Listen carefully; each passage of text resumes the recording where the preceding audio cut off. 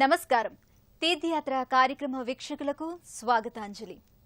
సకల చరాచర వ్యాప్తమూర్తి ఆ లక్ష్మీ నరసింహుడు ఆశ్రితవత్సలుడై తనను ఆశ్రయించిన వారి సంకల్పాలు సిద్ధింపచేసే సత్సంకల్పంతో కీసర మండలంలోని చేరియాల గ్రామంలో సంకల్పసిద్ధి లక్ష్మీ నరసింహుడిగా వెలిశాడు. ఈనాటి తీర్థయాత్రలో ఆ లక్ష్మీ నృసింహ ఆలయం సందర్శించి సకల సత్సంకల్పాలు సిద్ధింపచేసుకుందాం.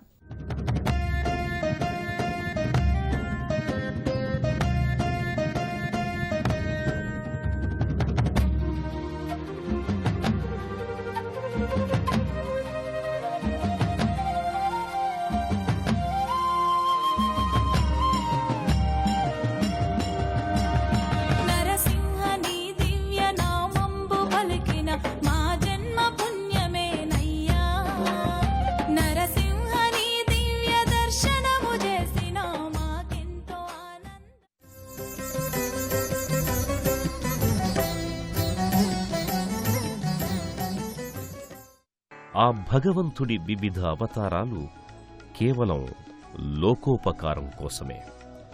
లోకకంటకులను మట్టుబెట్టి ఆశ్రితులను కాపాడడమే ధ్యేయంగా అనేకానేక రూపాలతో అవతరించాడు భగవంతుడు. ఈ భక్తపక్షపాతి ఈ ఆలయంలో సంకల్పసిద్ధి లక్ష్మీ నృసింహుడిగా ప్రసిద్ధుడై ఉన్నాడు. తులాదపి యాచకః, యాచించేవాడు దూదికంటే తేలిక చులకన. కాని భగవంతుణ్ణి ఆశ్రయిస్తే, యాచిస్తే సర్వకర్మలు కష్టాల నుండి విముక్తుడవుతాడు. దానికి ఉదాహరణే ఈ లక్ష్మీ నారసింహుడి ఆలయం.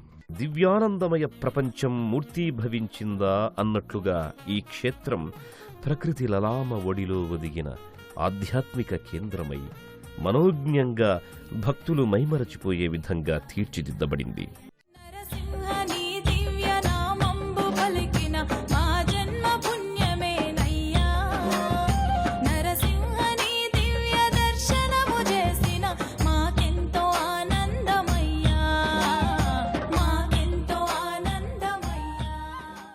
పాలకడలిలో శేషునిపై శయనించడమే కాదు, తానెక్కడున్నా ఆ శేషుడినే ఆసనంగా మలుచుకుంటాడా అన్నట్లు ఈ ఆలయంలో స్వామి శేషాసీనుడై కనువిందు చేస్తాడు. ఆ ఊర్ధ్వలోకంలోని కడలిలోనైనా భూలోకంలోని కోవెలలోనైనా తన స్వామి ఎక్కడుంటే తనక్కడే అన్నట్టుగా తన పడగలతో నీడనిస్తూ చుట్టలు చుట్టుకొని ఉన్న తన భారీ శరీరంతో నాగేంద్రుడు లక్ష్మీ నృసింహుణ్ణి సేవిస్తున్నాడు.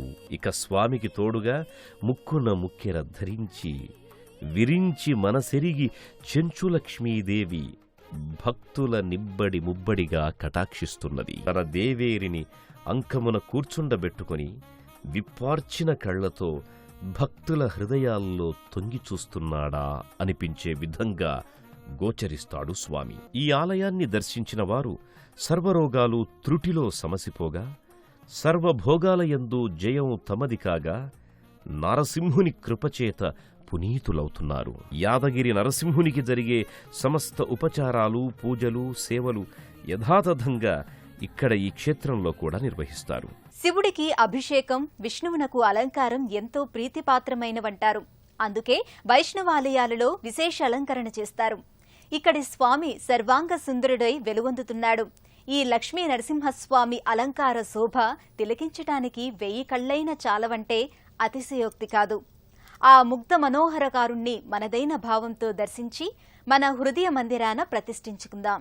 సుప్రభాత సేవతో స్వామిని మేల్కొలిపి దంతధావనంతో మొదలుపెట్టి ఉదకము పంచామృతాలతో ఆ పంకజనాభుని పలు తెరుగుల అభిషేకిస్తారు.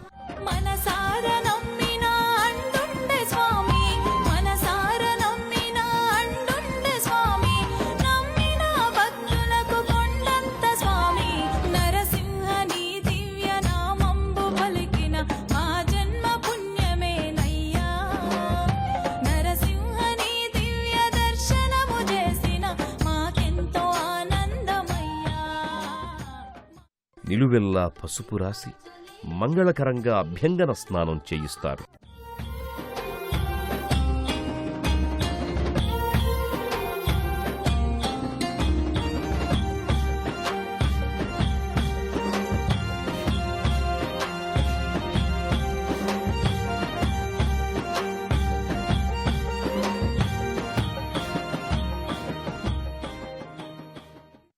పలుతీరుల అభిషేకించి శుద్ధోదక స్నానాదికాలు ముగించి పట్టువస్త్రాల ధరింపచేస్తారు. నుదుటన తిరునామాలు దిద్ది శృంగారమూర్తిం శుభదాన కీర్తిం అని ఆ స్వామివారిని తృప్తి తీరా అలంకరిస్తారు. దృష్టిదోష పరిహారార్థమే కాదు, స్వామి ప్రీత్యర్థం వివిధములైన హారతులిచ్చి వింజామరల వీచి ఆ ఉగ్ర నరసింహుణ్ణి శాంతపరచి సంతృప్తులవుతారు. ఆనాడు కరిని కాపాడటానికి సిరికి కూడా చెప్పకుండా, పరివారాన్ని వెంటబెట్టుకోకుండా, ఆయుధాలేవి చేత ధరించకుండా హుటాహుటిన వైకుంఠాన్ని వీడి బయలుదేరాడట ఆ నారాయణుడు. కాని కలియుగంలో భక్త పారాయణుడై తన దేవేరితోనే కాక వినాయకుడు, వల్లీదేవసేన సహిత సుబ్రహ్మణ్యేశ్వర స్వామి, ఆంజనేయుడు, బంగారు మైసమ్మ, నల్లపోచమ్ములను తోడుకొని మరీ వెలిశాడి ఆలయంలో. ఈ అనుబంధ ఆలయాలు భక్తికి ఆనవాళ్లుగా నిలిచాయి. శివతనయుడు తానైన శివకేశవులకు భేదమేదియూ లేదని నిరూపించడానికా అన్నట్లుగా ఈ ఆలయంలో వినాయకుడు ఒకమారు వైష్ణవ సంప్రదాయానుసారి అయి తిరునామాలు శంఖచక్రాలను చేబూని శ్వేతవస్త్రధారి అయి మరొకమారు శివ సంప్రదాయంగా విభూది రేఖలు ధరించి గోచరిస్తాడు. స్వం అస్మిన్ కార్యనిర్యోగే ప్రమాణం హరిసత్తమ హనుమాన్ యత్నమాస్తాయ దుఃఖక్షయకరో భవ అని ప్రార్థించడి భక్తుల సకల కార్యాల్లో విజయం చేకూరుస్తాడు ఆ స్వామి. ఈ సింధూరమయుడు కరుణా సముద్రుడు.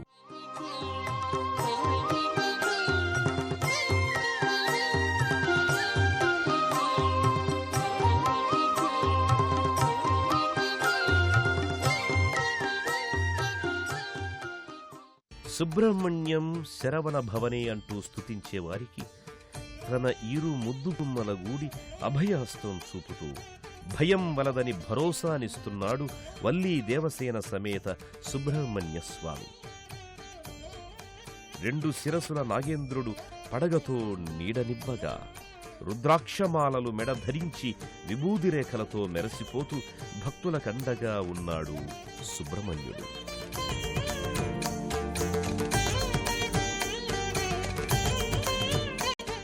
ఆదివారాలు, పక్షాంత రోజులు అయిన పౌర్ణమి, అమావాస్యలందు విశేషంగా భక్తుల తాకిడి ఎక్కువగా ఉండే ఈ ఆలయం భవ్యక్షేత్రమై భాసిల్లుతున్నది.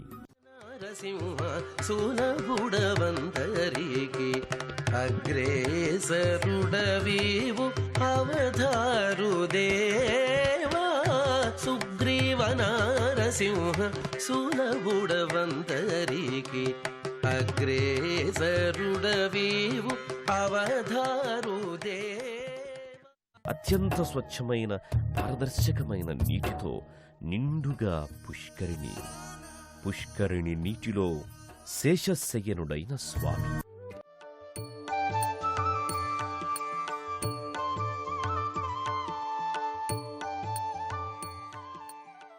కారణమనేది లేకుండా సృష్టిలో ఏ కార్యము జరగదు.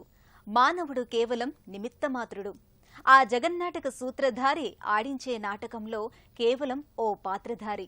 మహిమాన్విత క్షేత్రాల వెనక దాగి ఉన్న కథలు, సత్యాలు, కల్పితాలు ఎన్నెన్నో. అలాగే ఈ నృసింహ క్షేత్ర ఆవిర్భవానికి ఒక కథ ఉన్నది. ఆ కథను, అలాగే ఈ ఆలయంలో జరిగే ఉపచారాలు, పూజాదికాలు, సేవల వివరాలు ఇప్పుడు తెలుసుకుందాం. సాయం సమయాన పల్లకిలో లక్ష్మీ సహితునిగా ఉన్న ఉత్సవమూర్తిని ఊరేగిస్తారు.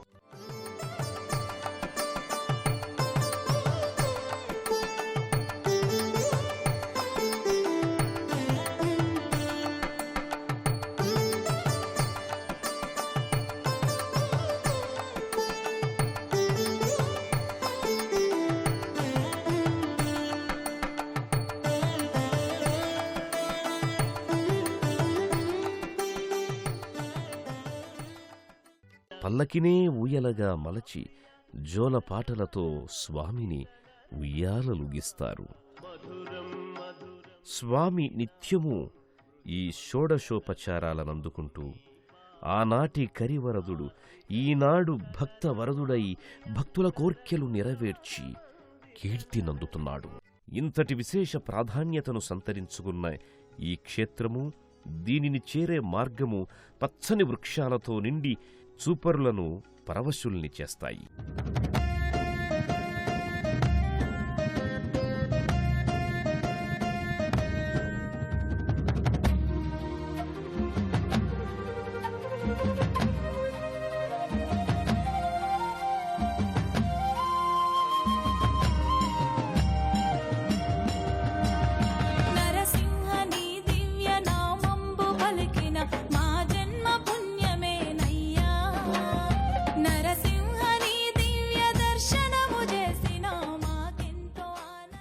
నిస్సహాయ భక్తుల దీనహీన దుస్థితులను సమింపచేసి వారి జీవితాలలో చిరునగవులు వికసింపచేయాలని కోరుకుందాం.